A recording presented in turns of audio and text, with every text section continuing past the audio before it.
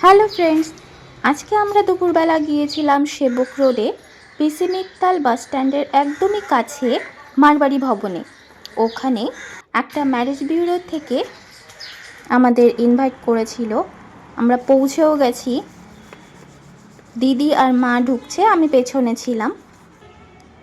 সেখানে কিছুক্ষণ সময় কাটিয়ে এলাম। ওনাদের প্রোগ্রাম 11টা থেকে শুরু হয়েছিল বিকেল 5টা পর্যন্ত। দুপুরে লাঞ্চের আয়োজন করেছিল আর বিকেলে স্ন্যাক্সের আয়োজন। তো সেটাই খাচ্ছিলাম আর কাউন্টারগুলো আপনাদেরকে দেখিয়ে দিলাম।